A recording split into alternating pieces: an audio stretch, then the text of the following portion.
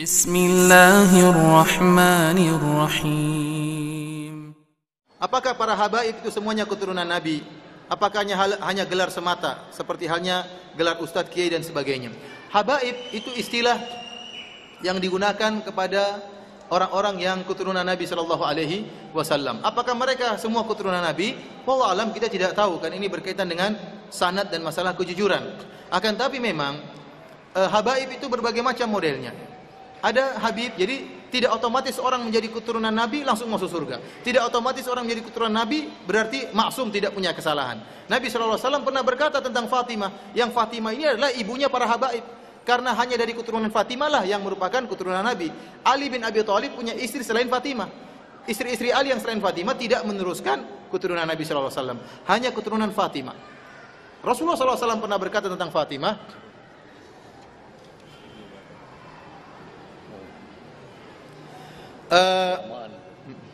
Rasulullah SAW pernah berkata tentang Fatimah, "Lau kana Fatimah bintu Muhammad saraqat laqata'tu yadaha." Kalau seandainya Fatimah putrinya Muhammad mencuri, saya akan potong tangannya. Ini kata Nabi. Rasulullah juga pernah berkata, "Ya Fatimah bintu Rasulillah sallallahu alaihi wasallam, salini min mali ma syi'ti la ugni anki minallahi syai'a." Wahai Fatimah putri Rasulullah, mintalah harta, saya akan berikan, tapi saya tidak bisa menyelamatkan engkau selamanya. Oleh karena tidak mesti keturunan Nabi kemudian jadi maksum masuk surga. Buktinya keturunan Nabi Nuh alaihissalam anaknya sendiri kafir. Ya. Tidak otomatis keturunan Nabi kemudian menjadi maksum dan masuk surga, enggak. Oleh karenanya habaib pun, keturunan Nabi pun bermacam-macam. Ada habib-habib Syiah, banyak habib Syiah. Kalau kita mengatakan habib pasti benar, kita bilang kalau begitu habib Syiah. Karena habib Sufi juga menyerang habib Syiah. Kita bilang mana yang benar, habib Sufi atau habib Syiah? Di Madinah sana kalau ada orang Syiah yang pakai sorban hitam itu habib. Kalau sorban putih itu bukan habib, tapi Syiah, ulama Syiah. Tapi kalau dia sudah pakai sorban hitam, dia ulama Syiah dan juga habib.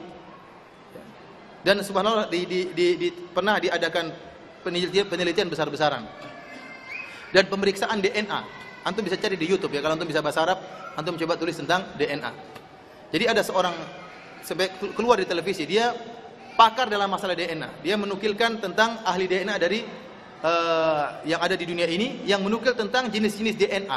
Setiap misalnya DNA-nya orang India ada rumusnya, DNA-nya orang Asia ada rumusnya, DNA-nya orang Arab ada rumusnya, DNA-nya orang Persia ada rumusnya.